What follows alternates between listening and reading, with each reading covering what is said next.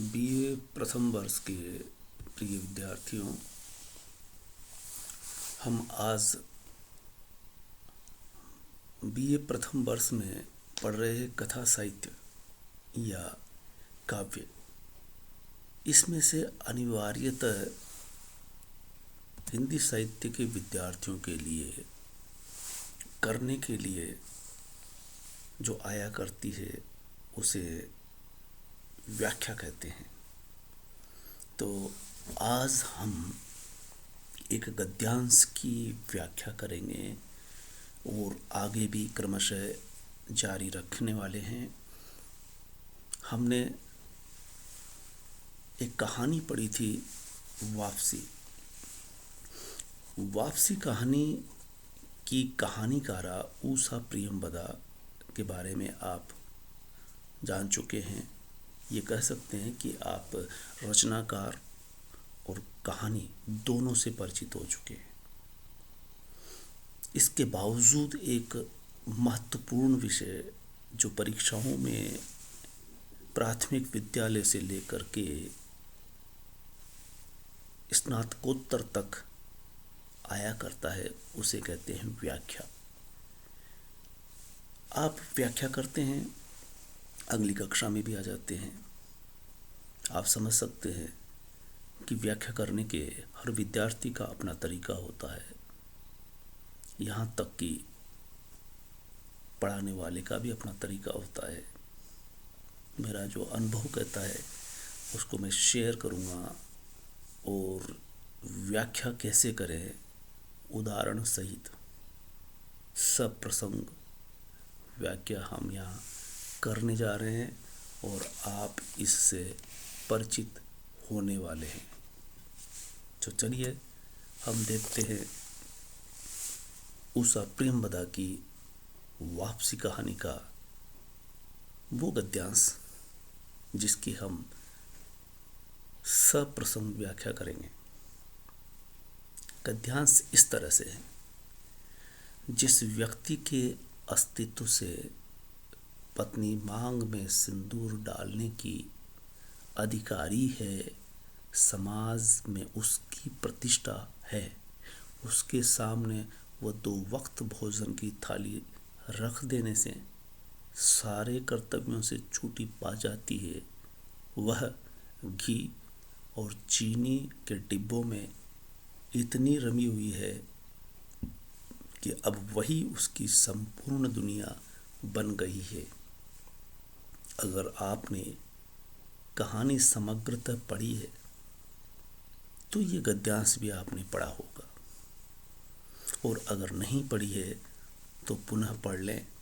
उसमें ये गद्यांश है और गसादर बाबू जब लौटते हैं, सेवानिवृत्त होते हैं, परिवार में रह रहे होते हैं, उस वक़्त वो जो सोचते हैं वही ये घटनाक्रम है। प्रसंग कैसे बनाया जाए इस गद्यांश का, तो सर्वप्रथम हम रचनाकार को याद करते हैं और रचना का नाम लिखते हैं। 2 महत्वपूर्ण बात जो शुरुआत में आ जानी चाहिए वो आपको ध्यान रखनी होगी। तो प्रसंग में सर्वप्रथम गद्यांश कहाँ किस रचना से लिया है और रचनाकार कौन है, उपन्यासकार या लेखक या कवि जो भी है। फिर रचना, जैसा कि यहाँ लिखा है कि ये उक्त गद्यांश उषा प्रियंवदा की वापसी कहानी से लिया गया है। फिर दूसरा सवाल उठता है कि गद्यांश में आखिर क्या आया है, प्रसंग क्या चल रहा है। इस पर आपको थोड़ा जोर डालना होगा। ये कहानी एक तरह से सेवानिवृत्त होने के बाद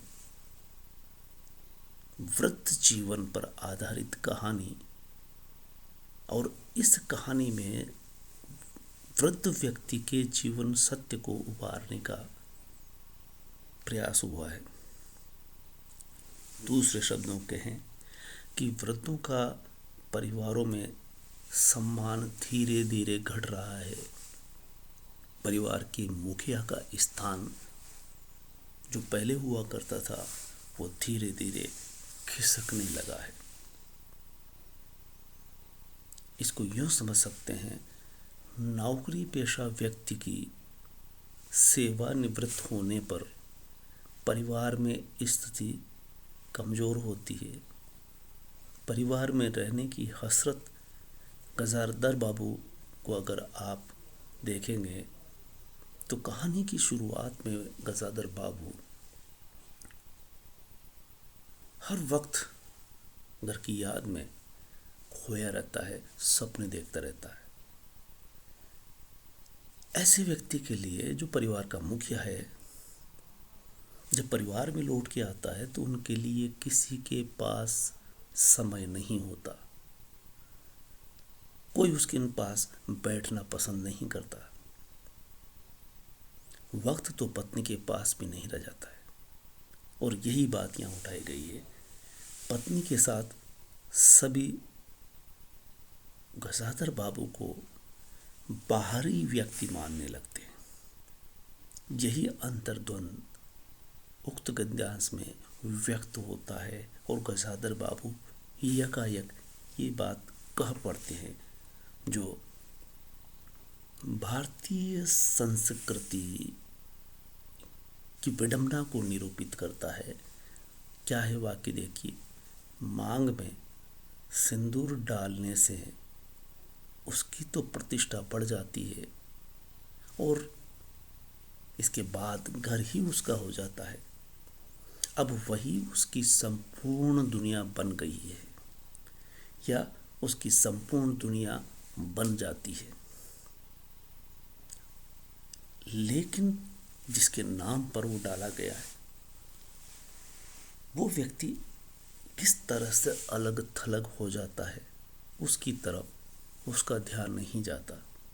ये कह सकते हैं कि गजादर बाबू जब तक परिवार से बाहर रहते हैं, दूर रहते हैं, तब भी वो परिवार के बारे में लगातार सोच रहे होते हैं। परिवार के बारे में सोचते हुए परिवार को बना रहे होते हैं। परिवार मुकम्मल हो जाता है। परिवार मुकम्मल होता है और इधर आदमी सेवानिवृत्त भी हो जाता है। ये एक तरह से यूँ कहें कि परिवार के बारे में बताया गया है कि परिवार की संरचना यकायक बदल रही है। हम इसकी व्याख्या पर आएंगे अगले वीडियो में। हम इस वीडियो के द्वारा गद्यांश की व्याख्या किस तरह से की जाती है इस पर केंद्रित है।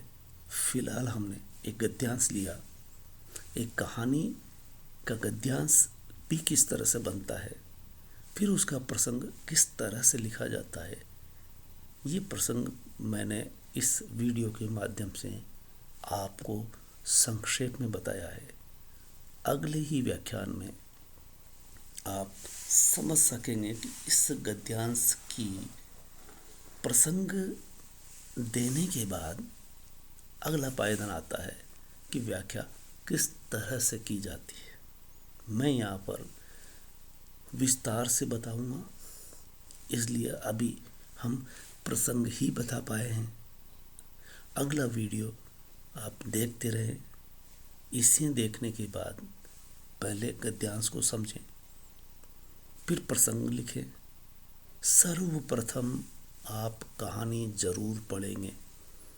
जब तक कहानी का पाठ न कर लें, कहानी को शुरू से अंत तक 3-4 बार जब तक पढ़ न लें, तब तक आपको यह पता नहीं चल सकेगा कि प्रसंग क्या है।